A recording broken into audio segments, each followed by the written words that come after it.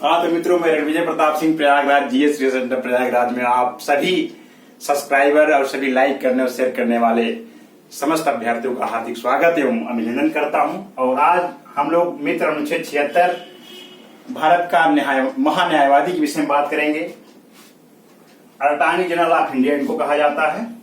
और भारतीय संविधान के अनुच्छेद 76 में भारतीय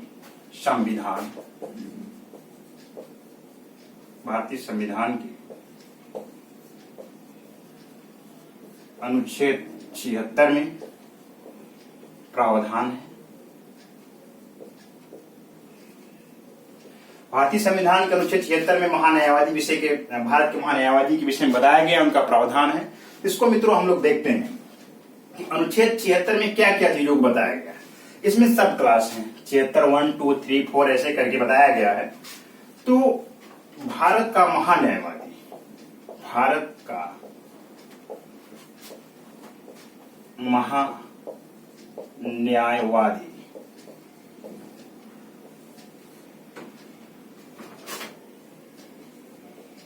अनुच्छेद 76 में महान्यायवादी के विषय में बताया गया है। भारत का एक महान्यायवादी होगा और इसी का प्रावधान इसमें किया गया है। भारत का महान्यायवादी के विषय में अनुच्छेद 76 टू 1 की बात करते हैं। अनुच्छेद 76 1 तो अनुच्छेद 76 1 में बताया गया है कि राष्ट्रपति उच्चतम न्यायालय के न्यायाधीश बनने योग्य कोई भी व्यक्ति, किसी भी व्यक्ति को महान्यायवादी, भारत का महान्यायवादी नियुक्ति कर सकता है। अनुच्छेद 76 बताया गया राष्ट्रपति, 76 1 में राष्ट्रपति उच्चतम न्यायालय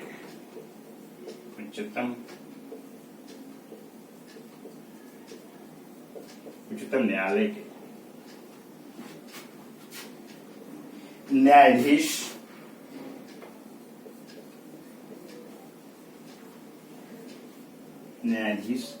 बनने योग्य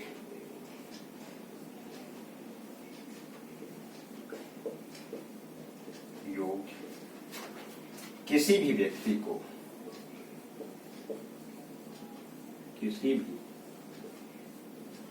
को भारत के महान्यायवादी पद पर नियुक्त कर सकता है। भारत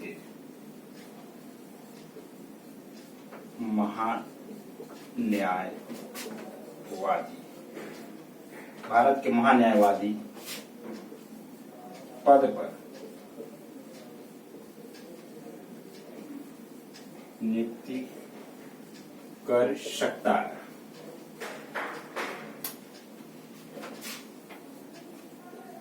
ये तो हम लोग अनुच्छेद 76 1 की बात कर लिए। अनुच्छेद 76 1 में राष्ट्रपति उच्चतम न्यायालय के न्यायाधीश बनने योग्य किसी भी व्यक्ति को भारत के महान्यायवादी पद पर भारत के महान्यायवादी पद पर नियुक्ति कर सकता है। ये तो 76 1 का प्रावधान है। तो बस इसमें इस बात को ध्यान रखना है कि जो भारत का महान्यायवादी अनुच्छेद 76 में बताया गया है, तो वह व्यक्ति बन सकता है जो उच्चतम न्यायालय में न्यायाधीश बनने योग्य उसके अंदर योग्यता हो किसी भी व्यक्ति को। इसमें यही बताया गया, सिंपल प्रावधान कि राष्ट्रपति उच्चतम न्यायालय के न्यायाधीश बनने योग्य किसी भी व्यक्ति को भारत के महान्यायवादी पद पर नियुक्ति कर सकता है। ये तो 76 1 की बात हो गई। अब हम लोग 76 2 की बात करते हैं। 76 2 में क्या बताया गया है? तो अनुच्छेद 76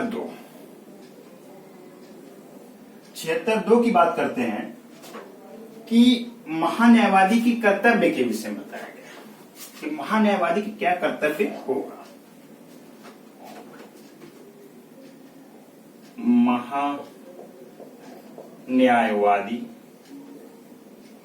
महान्यायवादी का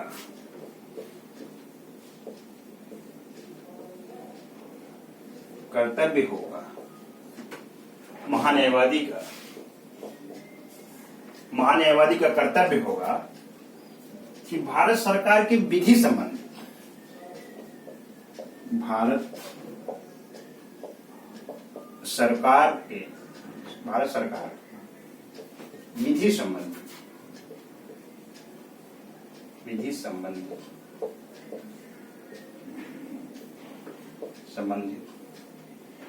सभी मामलों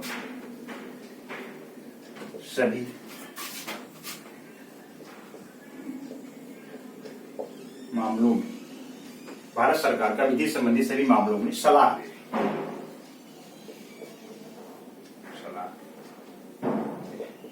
मतलब महान्यायवादी का दायित्व होगा, उसका कर्तव्य होगा कि भारत सरकार का विधि संबंधी जितने भी कार्य हैं उसमें वो सलाह दे भारत सरकार को कि ये प्रावधान है। ये तो अनुच्छेद 76(2) की बात हो गई। अब हम लोग 76(3) की बात करते हैं। तो 76(3) में बताया गया है कि महान्यायवादी को यह अधिकार होगा कि भारत की किसी भी न्यायालय में, भारत राज्य क्षेत्र भारत के किसी भी न्यायालय में उनको सुनवाई करने का अधिकार होगा। ये अधिकार उनको दिया गया है 76(3).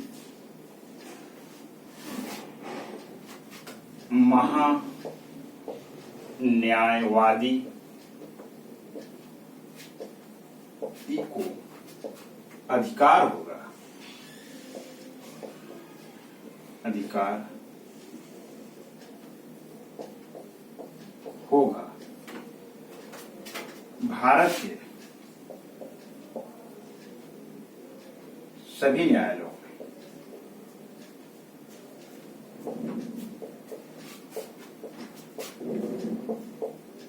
महान्यायवादी को अधिकार होगा भारत के सभी न्यायालयों में सुनवाई करें।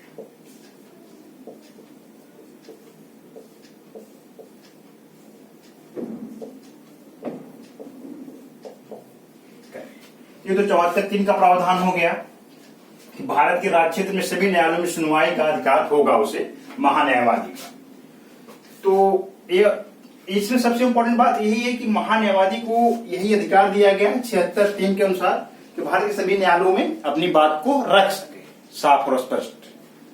तो अनुच्छेद 76(3) की बात हो गई।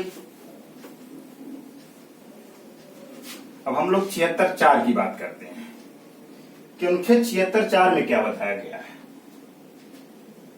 कि महान्यायवादी जो होगा, महान्यायवादी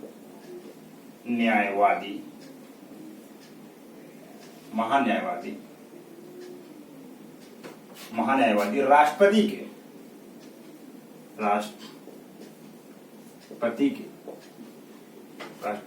प्रसाद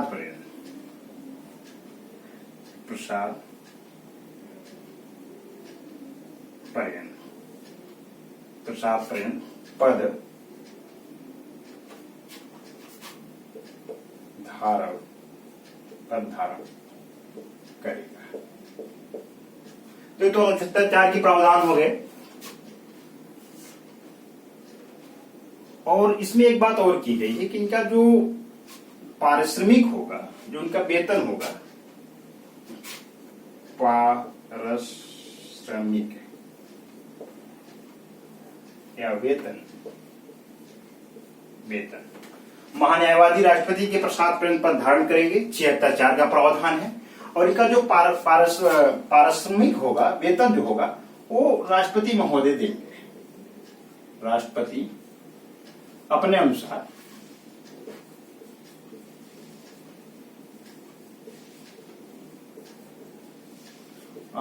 मतलब इनकी कोई बात नहीं की गई है कि इतना इनको वेतन मिलेगा, और राष्ट्रपति महोदय अवधारित करेंगे इसको,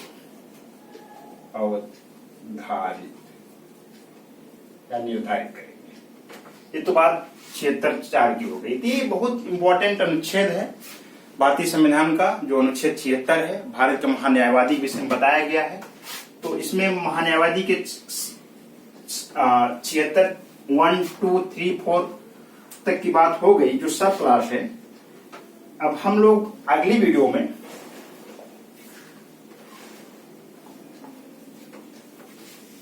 अनुच्छेद 77 78 की बात करेंगे आगे कि इसमें जो जो इम्पोर्टेंट अनुच्छेद हैं। तो हम लोगों ने महान्यायवादी के विषय में देख लिया। अब अनुच्छेद 77 से 78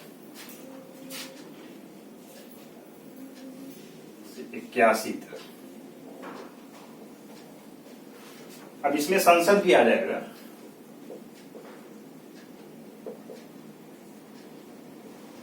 अब अगली वीडियो में अनुच्छेद 77 से 81 तक की बात होगी, वो अगले दिन बनाया जाएगा। एक छोटा सा टॉपिक था, इसको हम सोचे कि खत्म कर दिया जाए और इसको ध्यानपूर्वक देखिएगा। परीक्षा की दृष्टि से कोई भी एग्जाम हो, all one day exam, SSC, bank, railway, one day exam में आए दिन पूछे जाते हैं, तो यहां से क्वेश्चन आते हैं। तो आप महान्यायवादी को अच्छे से देख लीजिएगा और अपना एक अच्छा साफ और स्पष्ट एक नोट्स बनाने का प्रयास करिएगा। तो हम लोग अगली वीडियो में अनुच्छेद 77 से लेके 81 तक की बात करेंगे। संसद का भी प्रावधान है इसमें और कुछ मंत्रिमंडल का भी प्रावधान आता है, मंत्रिपरिषद का भी प्रावधान आता है, इसको हम लोग देखेंगे।